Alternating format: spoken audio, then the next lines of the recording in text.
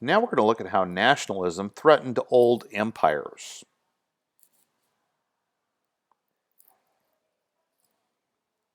Our learning objectives are to explain how the force of nationalism posed a threat to the old hereditary monarchies of Europe. And we'll start by looking at the Habsburgs Empire in decline.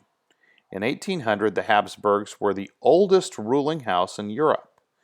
In addition to their homeland of Austria, they had come to rule over the territories of Bohemia and Hungary, as well as parts of Romania, Poland, Ukraine, and northern Italy.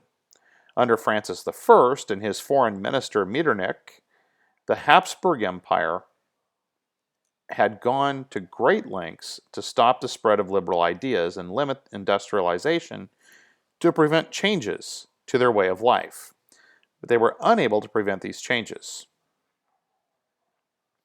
A multinational empire. The Habsburgs faced pressure from nationalists. The Habsburgs presided over a multinational empire. Out of the 50 million people in the population of the empire by mid-century, less than 25% were German-speaking Austrians. Almost half belonged to various Slavic groups, including Czechs, Poles, Slovaks, Ukrainians, Serbs, Croats, and Slovenes. The empire also included large numbers of Hungarians and Italians. The Habsburgs resisted nationalist demands as long as they could, and when revolts broke out in 1848, they quickly crushed them. And this brings us now to take a look at Francis Joseph, and he granted limited reforms. Amid all the turmoil, the 18-year-old Francis Joseph inherited the throne. He would rule over the empire until 1916, presiding over the empire during its fading years headed into World War I. An early challenge came after the empire suffered a humiliating defeat to France and Sardinia in 1859. Trying to strengthen the empire at home, he allowed limited reforms, including a new constitution and a legislature. The legislature was dominated by German-speaking Austrians, however. None of the other nationalist groups were satisfied, and the Hungarians demanded full self-government. And this brings us now to the formation of the dual monarchy.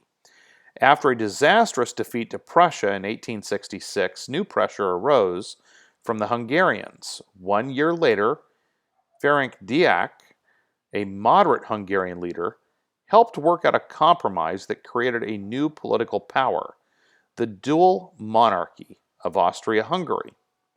Under the new government, Austria and Hungary became two states, each with its own constitution and parliament, but one monarch ruled both, Francis Joseph. The compromise pleased Hungarians, but it angered other nationalist groups that still sought independence.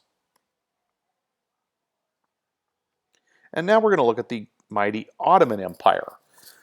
The Ottomans also ruled over a vast multinational empire that stretched from Eastern Europe to the Balkans, East Africa, and the Middle East. Nationalist demands tore at the fabric of the empire. Now it's important to note this group was based out of what is modern-day Turkey, and the Ottoman Turks ruled over the empire, but the empire included many people of other nationalist groups, including Arabs, and including Slavs, and Persians, and so you had many other groups that were within this, once again, very vast multi-ethnic empire. And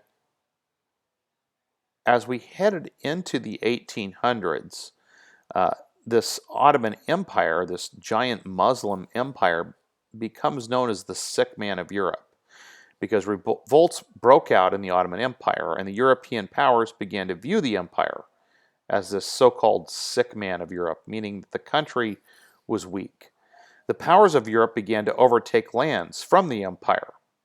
The Balkans remained a fragile area and became known as the powder keg of Europe in the early 1900s, leading to the start of World War I.